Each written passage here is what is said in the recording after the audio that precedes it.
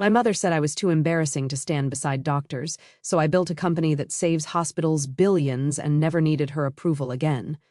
My name is Jordan Chen, and I've spent the last 8 years being my family's greatest disappointment. It started when I dropped out of medical school halfway through my second year. My parents had immigrated from Taiwan in the 1980s, built a successful restaurant supply business, and raised 3 children with one very clear expectation: become a doctor, lawyer, or engineer, preferably a doctor. My older cousin David was a cardiologist at Johns Hopkins. Cousin Michelle was a partner at a corporate law firm in Boston. Cousin Robert was a neurosurgeon. Cousin Amy was a federal prosecutor. The list went on. 12 cousins, all with advanced degrees, all with impressive titles, all making our family proud. And then there was me. I'd gotten into Stanford Medical School, which made my parents ecstatic for exactly 18 months. Then I'd walked away. "I don't want to be a doctor," I told my father over dinner one night. The silence that followed was deafening. "What do you mean you don't want to be a doctor?" my mother finally asked, her voice barely above a whisper. "I mean, I hate it. I'm miserable. I can't spend the next 40 years doing something that makes me this unhappy." My father set down his chopsticks carefully. "Do you know how many people would kill for your opportunity? Do you know what we sacrificed to get you here?" "I know, Dad, but no buts. You finish medical school, you become a doctor, then you can be unhappy if you want." But I didn't finish. I withdrew the next day. My parents didn't speak to me for 6 months. When they finally did, it was to inform me that I was no longer welcome at family gatherings until I figured out my life. That was 8 years ago. In the years that followed, I became the cautionary tale at every family dinner, the example of wasted potential, the reminder of what happens when you don't follow the plan. "Did you hear Jordan is still doing that computer thing?" my aunt would say, her voice dripping with pity. "Such a shame," someone else would add. "All that intelligence wasted." My mother would nod sadly, as if I'd died instead of just choosing a different career path. What they didn't know, what I'd deliberately kept from them, was that computer thing had turned into something extraordinary. After dropping out of med school, I'd moved to Austin, Texas. I chose Austin specifically because it was far from family, affordable, and rapidly becoming a tech hub. I had an idea. During medical school, I'd noticed how inefficient hospital supply chain management was. Hospitals were overpaying for basic supplies, dealing with constant shortages and drowning in paperwork. The system was broken. I spent 6 months building a software platform that used AI to optimize hospital supply ordering. It predicted needs based on patient flow, seasonal trends, and historical data. It automated ordering, negotiated bulk pricing, and reduced waste. I called it MedFlow. My first customer was a small community hospital in Texas that was drowning in supply costs. I gave them a 3-month free trial. After 3 months, they'd reduced supply costs by 34% and eliminated stockouts completely. They signed a 3-year contract. Then they told their network. Within 6 months, I had 12 hospitals using MedFlow. Within a year, I had 50. I hired 2 developers from UT Austin, a sales director who'd worked in medical software, and a customer success manager. We operated out of a small office in East Austin. Revenue hit $2.8 million in year 1. Year 2, we expanded to 180 hospitals. Revenue hit $12 million. Year 3, we raised our first round of venture capital, $15 million from a Silicon Valley firm that specialized in healthcare technology. Year 4, we had 400 hospitals across 12 states. Revenue hit $47 million. By year 5, MedFlow was processing over $2.3 billion in annual hospital supply orders. We'd expanded into surgery scheduling optimization, pharmacy inventory management, and staffing predictions. We had 850 employees across 4 offices. Our most recent valuation after our Series C funding round was $680 million. I own 62% of the company. Forbes had profiled me 8 months ago, the medical school dropout saving hospitals $1.2 billion annually. The article detailed my journey from Stanford dropout to CEO, complete with photos of our Austin headquarters and testimonials from hospital administrators. Business Insider followed up with how one founder is revolutionizing healthcare without being a doctor. They'd interviewed me extensively about my philosophy. You don't need to be inside the system to fix it. Sometimes being outside gives you clearer perspective. 3 weeks ago, I'd been invited to speak at the National Healthcare Conference in Chicago. My keynote address on supply chain innovation had been attended by 2,000 healthcare executives. 2 weeks ago, the mayor of Austin had called me personally. Jordan, we're hosting the annual Innovation Gala on Saturday, September 16th. It's our city's biggest celebration of entrepreneurship and economic development. I'd like to present you with the Entrepreneur of the Decade Award. I'd been stunned. Mayor Rodriguez, I'm honored, but there are so many other deserving. Jordan, your company has brought 850 jobs to Austin. You've attracted over $100 million in venture capital to our city. You're revolutionizing healthcare. This isn't charity. You've earned this. The gala was black tie, invitation only, attended by every major business leader in Austin, the governor, 3 congresspeople, and media from across Texas. It was also scheduled for the exact same evening as my family's reunion in San Francisco. The text from my mother came on Monday, 6 days before both events. Family reunion this Saturday, September 16th at Uncle Way's house, 6 p.m. Everyone will be there. I stared at the message. After 8 years of being excluded, they were inviting me? I replied, I'll need to check my schedule. Her response was immediate. It's not optional, Jordan. This is family. I didn't respond right away. Instead, I called my assistant, Maya. The Innovation Gala is definitely this Saturday, correct? Yes, 7 p.m. at the Four Seasons. The mayor's office confirmed this morning that you're receiving the Entrepreneur of the Decade Award. It's going to be televised locally and streamed nationally. Press credentials have been issued to Bloomberg, TechCrunch, and the Austin American-Statesman. Thank you, Maya. I texted my mother back. I have a work commitment Saturday evening. I might not be able to make it. The response came 2 hours later, this time a phone call. Jordan, your cousin David is flying in from Baltimore. Michelle is coming in from Boston. This is the first time the whole family has been together in 5 years. You need to be there. Mom, I have an important event. More important than family? This is exactly why everyone worries about you. You've been doing that computer job for 8 years now. When are you going to settle down and get a real career? Mom, I have a career. Coding websites isn't a career, Jordan. It's a hobby. Your cousins are saving lives, defending justice. What are you doing? Playing with computers? I took a deep breath. I can't make it Saturday. I'm sorry. Can't or won't. Can't. There was a long pause. Then her voice changed, becoming colder. Your Aunt Nancy has been asking about you. I've been too embarrassed to tell her the truth, that you're almost 35 and still doing freelance computer work. Your cousins have accomplished so much. David just became department chair, Michelle made partner. And you're still, wherever you are, doing whatever it is you do. I'm in Austin, Mom. I've been here for 8 years. Yes, hiding. That's what it looks like from here. Hiding because you're ashamed of how your life turned out. I almost laughed.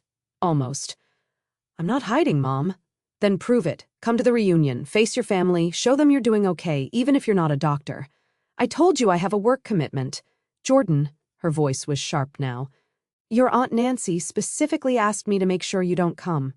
I went silent. She said having you there would be uncomfortable. All your cousins are bringing their accomplishments, their awards, their stories, and you'd be there with what, some coding projects? It would just highlight the contrast. So you're uninviting me? I'm suggesting that maybe it's better if you sit this one out.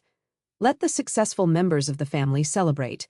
You can come to the next one after you've figured things out. After I've figured things out, I repeated slowly. Yes, maybe get a real job, or go back to school, something we can be proud of. I see. It's for the best, Jordan. Trust me.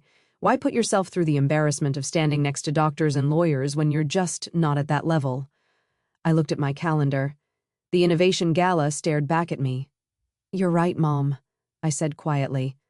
I shouldn't come to the reunion. Thank you for understanding. I have a work thing anyway. It's pretty important. That's fine, dear.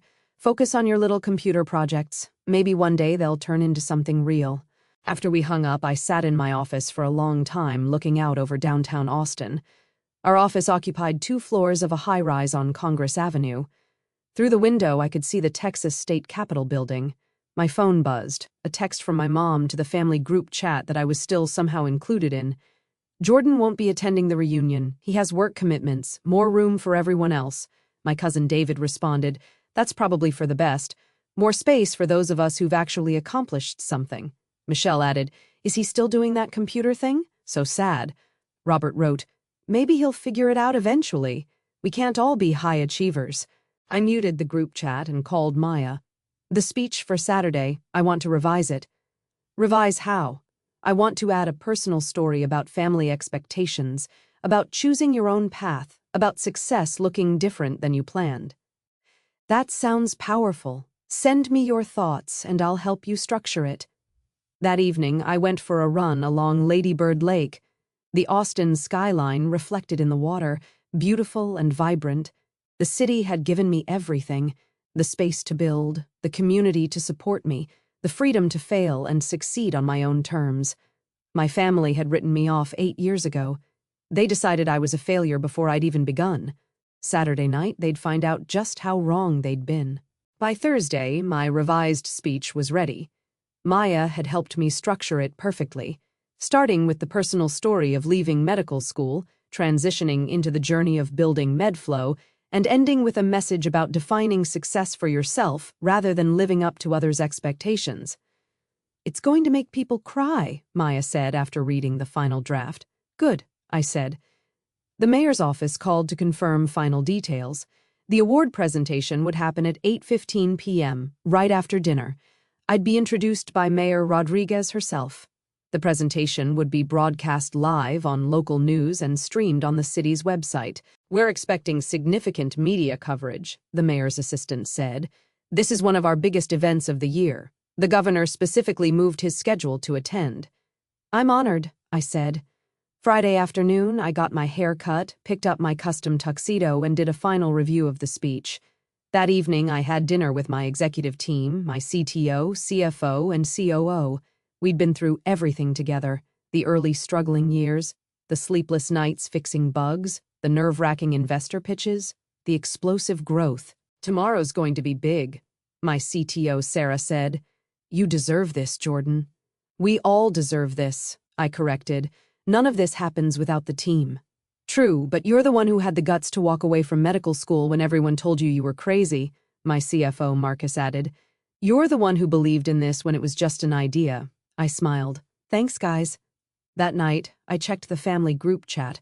Photos were being shared from the reunion preparations, my aunt's house being decorated, tables being set up, my cousins arriving from across the country. My cousin David posted a photo of his newest award, Department Chair of Cardiology at Johns Hopkins, grateful for this honor. Michelle posted a photo in front of her law firm. Making partner was a dream come true. Hard work pays off. My mother commented on each photo. So proud. Our family is so accomplished. Someone, I think it was my Aunt Nancy, posted, Everyone's here except Jordan, but that's okay. We have enough high achievers for one room. 13 people liked the comment. I turned off my phone and went to bed. Saturday evening, I arrived at the Four Seasons at 6:30 p.m. The ballroom was spectacular. Crystal chandeliers, round tables with elegant centerpieces, a stage with massive screens on either side. The guest list was a who's who of Austin business: tech CEOs, venture capitalists, real estate developers, the governor, 3 congresspeople, and Mayor Rodriguez herself. Maya met me at the entrance. You look sharp. Ready for this? Ready, I said. The cocktail hour was a whirlwind of conversations. I spoke with the governor about healthcare policy reform, with a venture capitalist about our next funding round, with a hospital CEO about expanding MedFlow to their 12-hospital system. At 7:15, we were called to dinner. I was seated at the head table with the mayor, the governor, and several city council members. Jordan, Mayor Rodriguez said warmly, I've been looking forward to this all week. Your story is exactly what this city is about: innovation, determination, and impact. Thank you, Mayor. Austin has been incredible to me. And you've been incredible for Austin. 850 jobs, $100 million in capital investment, and you're revolutionizing healthcare. We're lucky to have you. Across the city, I knew my family's reunion was starting. They'd be gathering at my uncle's house, sharing stories about their accomplishments, congratulating each other on their success, and talking about how sad it was that Jordan never figured his life out. Dinner was served, a beautiful meal that I barely tasted because I was reviewing my speech in my head, making sure every word was exactly right. At 8:10, the lights dimmed. The screens on either side of the stage lit up with the Austin City seal. Mayor Rodriguez stepped to the podium. "Good evening, everyone. Thank you for joining us at the 10th Annual Austin Innovation Gala. Tonight, we celebrate the entrepreneurs, innovators, and visionaries who make our city extraordinary." She spoke for several minutes about Austin's growth, about the importance of supporting entrepreneurs, about the impact of innovation on the local economy. Then she shifted gears. "Our Entrepreneur of the Decade Award is given to someone who embodies the spirit of Austin, someone who took a risk, built something meaningful, and created lasting impact. This year's recipient did something remarkable. They walked away from a guaranteed prestigious career to chase an idea that everyone said wouldn't work." On the screens, a photo appeared.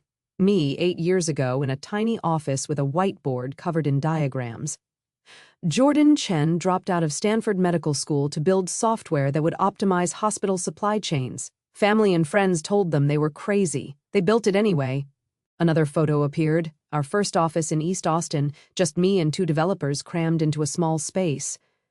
From that small office, Jordan built MedFlow, a company that now serves over 400 hospitals, employs 850 people here in Austin, and saves the American healthcare system over $1.2 billion annually. More photos, our team growing, our office expanding, hospitals signing contracts. MedFlow is now valued at $680 million. It has attracted over $100 million in venture capital to Austin. It has created hundreds of high-paying jobs, and it's revolutionizing how hospitals operate across America. The photos shifted to recent press coverage. The Forbes profile, the Business Insider article, screenshots of my keynote at the National Healthcare Conference. But beyond the numbers, Jordan represents something essential: the courage to define success on your own terms, to trust your vision even when others doubt you, to build something meaningful instead of something expected. Mayor Rodriguez paused, letting the words sink in. "Please join me in welcoming to the stage our Entrepreneur of the Decade, Jordan Chen." The ballroom erupted in applause. I stood straight in my tuxedo and walked to the stage. The mayor handed me a beautiful crystal award. We shook hands, cameras flashed from every direction. The live stream was broadcasting this to thousands of viewers, including, I realized with sudden clarity, probably someone at my family's reunion. Austin was a major city. This was a major event. The local news would be covering it. Business networks would pick it up. Someone would see. I stepped to the podium and took a breath. "Thank you, Mayor Rodriguez, and thank you to everyone here tonight. This award is incredibly meaningful to me, and I want to share why." I launched into my speech exactly as I'd practiced it. 8 years ago, I made a decision that disappointed everyone who loved me. I dropped out of medical school. My parents didn't speak to me for 6 months. My extended family treated me like a cautionary tale.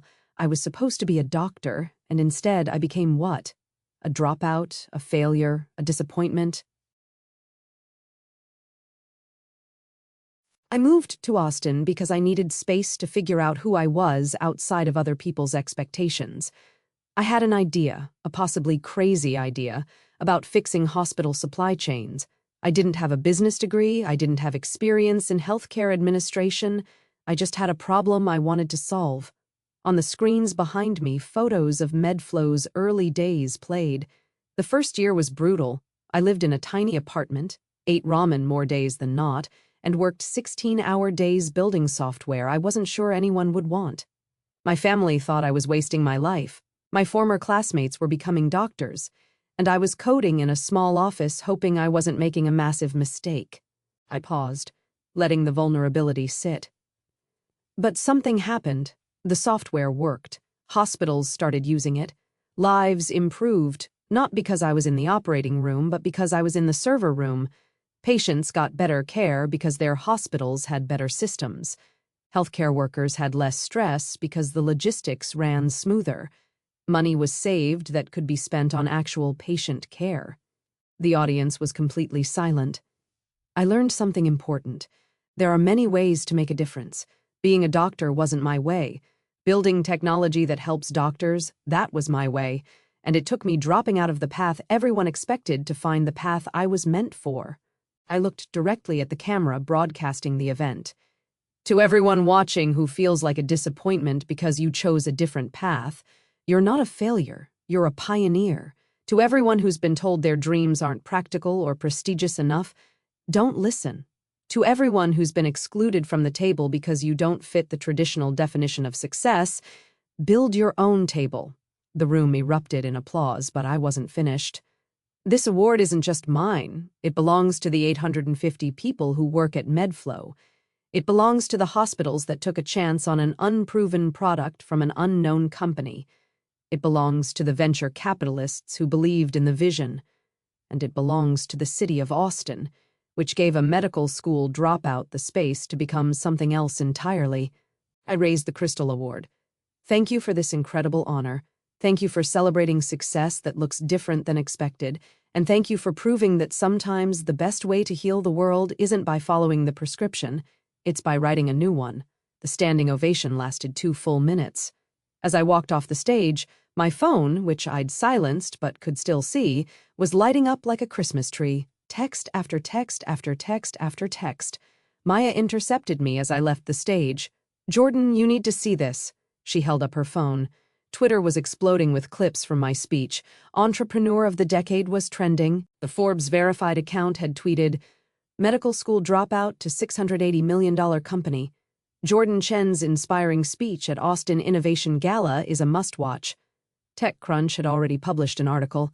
MedFlow CEO Jordan Chen receives Austin's Entrepreneur of the Decade award, delivers powerful speech about defying expectations. Bloomberg was running a live segment about the award, and then I saw it, a text from my cousin Michelle, the lawyer. "Jordan, please call me immediately," followed by one from David, the cardiologist. "Is this real? Are you really CEO of a $680 million company?" From my mother, "Jordan, call me now." From my Aunt Nancy, "Why didn't you tell us?" From the family group chat, 47 unread messages. I didn't open any of them. Instead, I returned to my table where the governor was waiting. "That was one hell of a speech," he said, shaking my hand firmly. "We need more entrepreneurs like you in Texas." The rest of the evening was a blur of congratulations, business card exchanges, and networking. A venture capital firm wanted to discuss a potential partnership. 2 hospital systems wanted to explore pilot programs. A technology journalist wanted an exclusive interview about my journey from medical school to startup success. At 11 p.m., as the gala was winding down, I finally checked my phone. My mother had called 14 times. The family group chat had 89 new messages. I had voicemails from 6 different relatives. I scrolled through the group chat messages. Michelle wrote, "Everyone stopped talking. I just saw Jordan on the news. Jordan is CEO of a company worth $680 million. David wrote, "That's impossible. Jordan does freelance coding." Robert wrote, "I'm looking at the Bloomberg article right now. Jordan owns 62% of a company valued at $680 million. My Aunt Nancy wrote, "This must be a mistake." My mother wrote, "I'm calling him now." Then, after my mother presumably couldn't reach me, "Jordan isn't answering. Why isn't he answering?" And finally, the most recent message from my Aunt Nancy, "We told him not to come to the reunion because he'd be embarrassing. He was receiving an award from the mayor. What have we done?" I pocketed my phone and walked out to the hotel terrace, where the city lights of Austin spread out before me like a constellation. Maya found me there 20 minutes later. "Your family?" she asked. "They're figuring some things out," I said. "Are you going to call them back?" "Eventually," I said, "but not tonight. Tonight is for celebrating." Sunday morning, I woke to 127 text messages, 31 missed calls, and 19 voicemails. I ignored all of them and went for a run. When I returned, Maya had forwarded me the morning's media coverage. The award ceremony had been covered by every major business publication. My speech had been clipped and shared over 400,000 times across social media platforms. 3 different motivational Instagram accounts had turned quotes from my speech into graphics. The dropout who built a $680 million empire was trending on LinkedIn. At 10 a.m., my mother called again. This time I answered, "Jordan, Her voice was strained. "We need to talk." "Hello, Mom. Why didn't you tell us?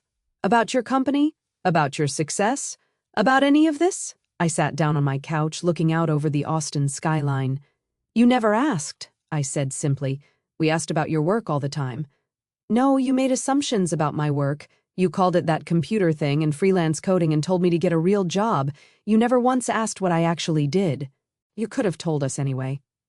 "Could I?" "Every time I mentioned my company, you dismissed it. Every time I talked about my work, you compared me to my cousins and found me lacking. You uninvited me from the reunion because I'd be embarrassing next to the doctors and lawyers." Silence. "Jordan, we didn't know. Exactly. You didn't know because you didn't want to know. You'd already decided I was a failure. You'd already written the story where I was the disappointment. Actually learning about my life would have complicated that narrative." "That's not fair. Mom, you told me to get a real career. I have 850 employees. You told me I was wasting my potential. I'm saving hospitals over $1 billion a year. You told me I should be ashamed.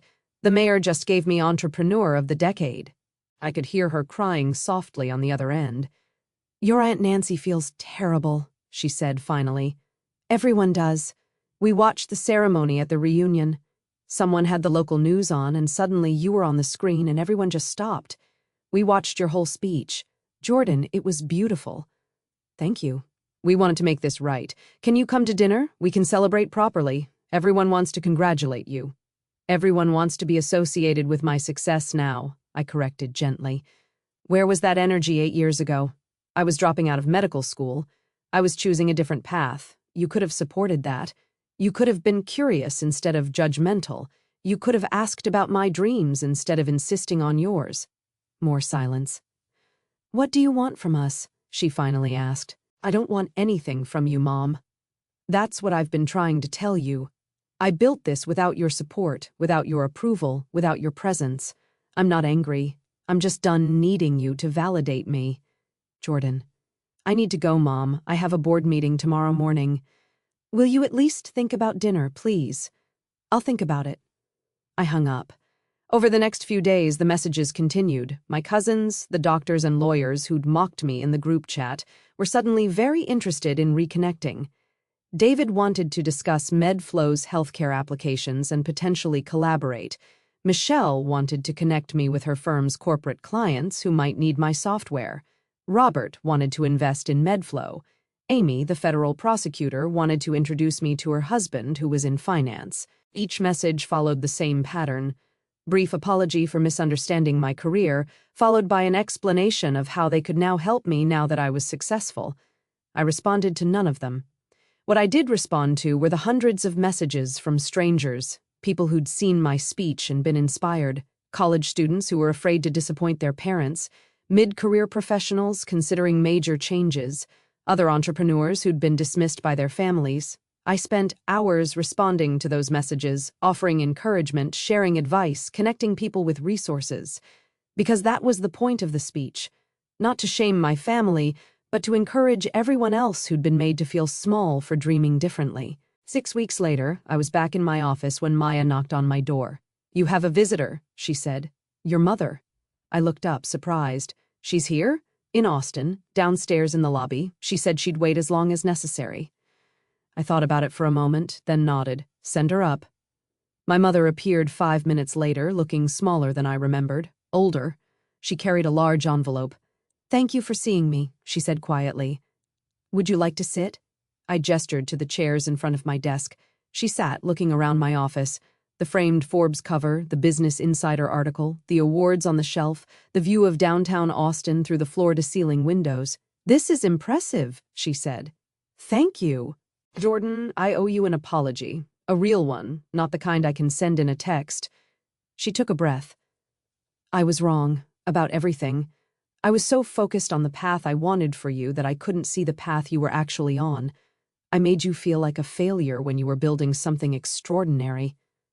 I nodded, waiting. "I brought you something." She opened the envelope and pulled out a newspaper clipping. It was yellowed with age, an article from a Taiwanese newspaper from 1983. "This is about your father and me when we first came to America. We had nothing. I had a degree in chemical engineering from Taiwan.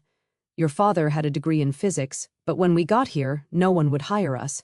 We were too foreign, too risky. So we started the restaurant supply business from nothing. She looked up at me, her eyes wet. Everyone told us we were wasting our education. Our parents back home were devastated. We were supposed to be scientists, and instead we were selling kitchen equipment. But we built something. We created something from nothing. And then somewhere along the way, I forgot what that felt like. I forgot what it means to choose your own path. She handed me the clipping. I turned into the person who would have told us we were failures. I became the voice of expectation instead of the voice of support. I'm sorry, Jordan. I'm so deeply sorry. I took the clipping, studying my parents' young faces in the photo. Thank you for this, I said quietly, and thank you for the apology. I don't expect you to forgive me right away, or maybe ever, but the first want you to know I'm proud of you. Not because you're successful, though you are, but because you had the courage to disappoint me. That took more strength than I gave you credit for. We sat in silence for a moment. Would you like a tour of the office? I asked finally. Her face lit up. I would love that. I showed her everything. The development floor where engineers built the software, the customer success department where teams helped hospitals, the conference room where we'd closed our Series C funding, the wall of thank you letters from hospital administrators whose operations had been transformed.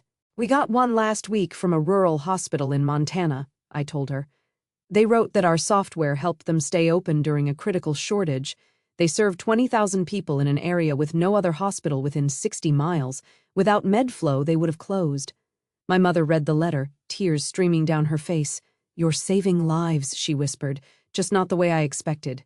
Different path, same destination, I said. Before she left, she hugged me tightly. Will you come to Thanksgiving? She asked. Not as a show of success, not to prove anything, just as my son. I'll think about it, I said honestly. That's all I can ask. After she left, I sat by my office window for a long time. My phone buzzed. A text from Sarah, my CTO.